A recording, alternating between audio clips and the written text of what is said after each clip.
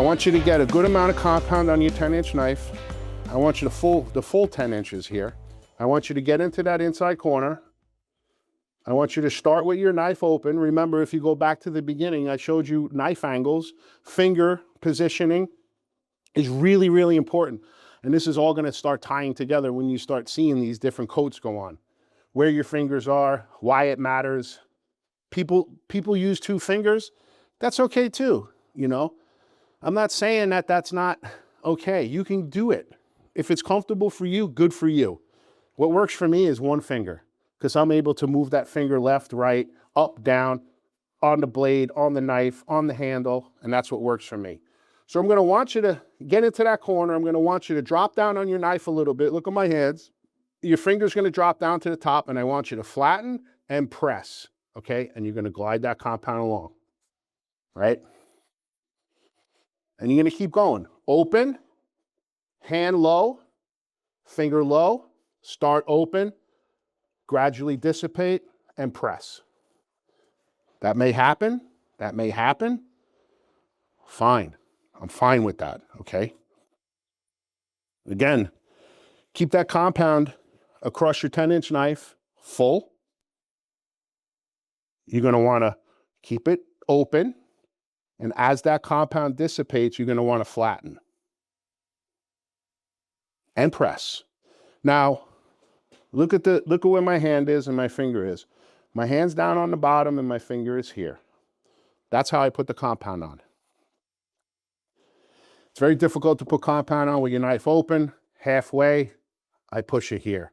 And again, in real time, you can see where my fingers are on the bottom of the knife, and my index finger is literally, I've been doing it for a long time, it literally create some wear and tear here. That's where I want you to be. Maybe you got it on a little uneven here and there or whatnot. That's okay. I'm fine with that. I'm gonna ask you to take a little bit more compound on your knife and start from the beginning again. Open your knife slightly and press and push. And this time, all we're looking to do is just even everything out. Okay? You can do it multiple times if you like. Get back in there and just in real time, just push, right? If you notice with my hawk, it's just habitual, right? When I go back after I put the compound on, I typically wipe my knife like this all the time. One time, and then the back, boom, boom. It's just habitual. It keeps the wall cleaner. That's all it does. If you don't want to do that, you don't have to do that. I'm just showing you why, well, you may see me do it like that. It's just habitual. I don't even think about it. Now your next step on the seam is you're going to want to cut these edges into the recess, right? And the way you do that is you position your fingers. Left, right, left, right, left, right. You're going to start here again. I'm going to want you to keep your index finger on the left side of the knife. I'm going to want you to push just the top corner of the knife, and I'm going to want you to direct it down, okay? Into the seam, not out, in. And you'll see what I mean. I'm going to see if I can do it slow. And we're cutting that corner. Sorry, that edge, okay? It started to dry a little bit, but that's okay. This is what I want you to see. I want you to see that recess, okay? I want you to see it. I'm okay with that. Same thing with the bottom. Look at where my knife is. My hand is, I'm sorry. My hand is on the bottom of the knife. My finger is on the right-hand side. And what we're gonna do now is we're gonna cut the bottom edge and we're gonna push the compound into the seam. Same way as the top, just opposite.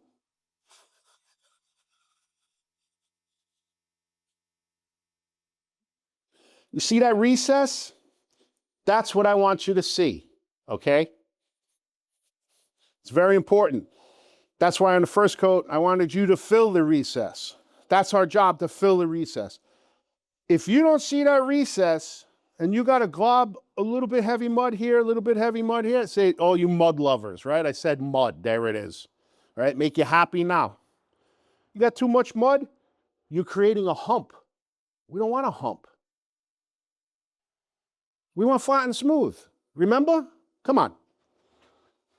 Again, repetition. Gets back in the corner again. Let's pull it out a little, right? Let's pull it, get it going. Watch where my hand is. I'm low on the knife, my finger is low. I get that knife as flat as I possibly can and I apply pressure, okay?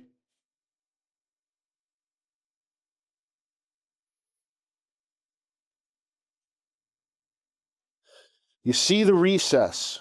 You see the recess. That's what I want, okay? There's gonna be some questions that come up. They call them fish eyes. They call them pock marks.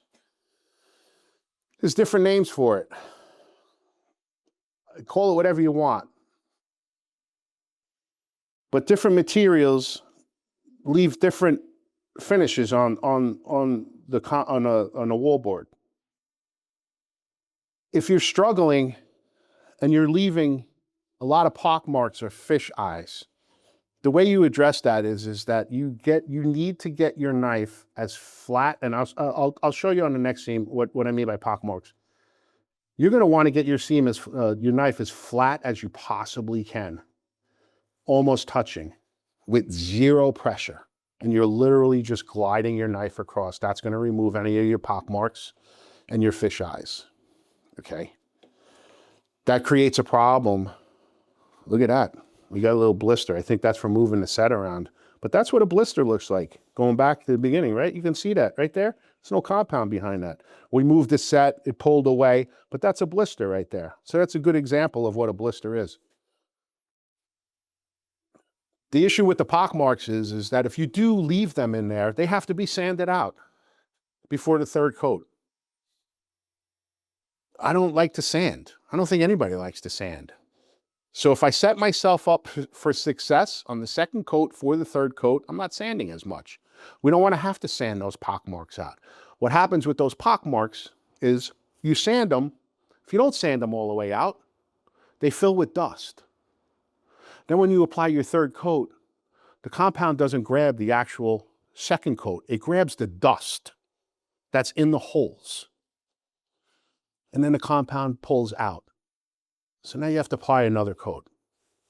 So, you know, I know it might be too much information, but these are all things that you need to tie together. We don't want pock marks. We don't want fish eyes. Whatever you call that, that you leave in your compound, we don't want that. Give ourselves a better chance of being successful for the third coat, okay? So here we're going to address the opposite wall seam, right? Here you're in a dilemma. It's very hard to pull through this way, right? If you're a righty, if you're a lefty, there's no hope for you.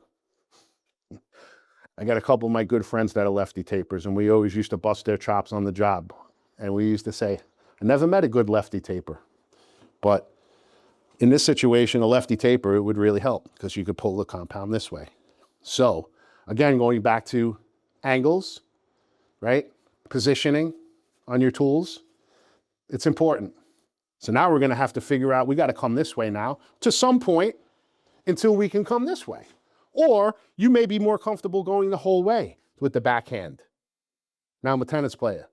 Let's give the seam a little bit of a scrape beforehand, right? Any debris that was there from the first coat drying. Again, you're going to see repetition, repetition, repetition.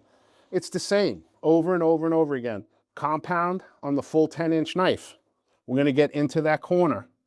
We're going to position our hands low, low, and we're going to press. We're going to feel the compound dissipate, and we're going to press, okay? I'm applying a considerable amount of pressure on this. I know it doesn't look like I am, but I am. So that's why using your tools correctly, using the right tools that work for you, that fit your hand, if you're going to do this all the time, you're going to feel it in your wrists, your arms. It's muscles that you never used before. So you will be applying a considerable amount of pressure on here, and just realize that. Like at the end of the day, if you never did this before and at night, your wrist is hurting, your arm is hurting, your forearm is hurting, you know why, right? Let's get back in there. Let's push the compound. I'm going to continue this way, backhand, right? If you have your compound wide enough on your hawk, you could just grab it like that then, and it's going to fill your 10-inch knife right up, and then go. Okay? Pull right through that corner bead, pull right through the cross butt. Again, repetition, go back, get in your corner, and now you're just making the compound even, more uniform, flat.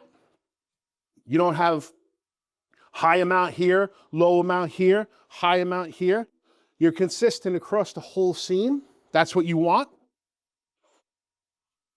I'll continue with the backhand. I could pull this way as well, whatever makes you comfortable. Actually, that's what I'll do. I'm going to come a little bit this way and this way so you could see both methods, right, real quick. If I did it in real time, I wouldn't look so slow, right? But we're teaching. These videos are for beginners. We need to explain everything, okay? Once you get the method down, you won't move this slow. If I did this in real speed, would be done very quickly.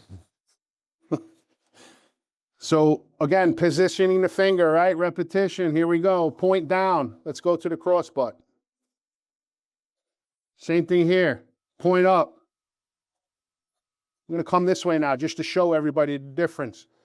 Let me do a little real time, right? This is how real time looks.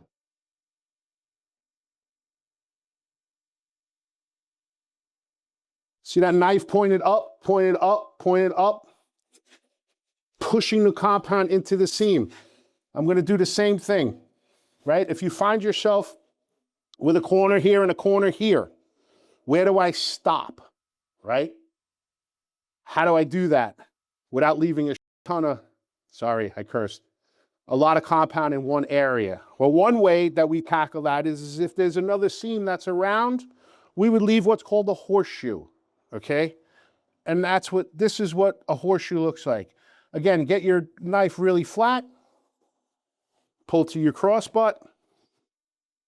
You can see the recess. That's what I want. I don't want compound here or here. I want it in there.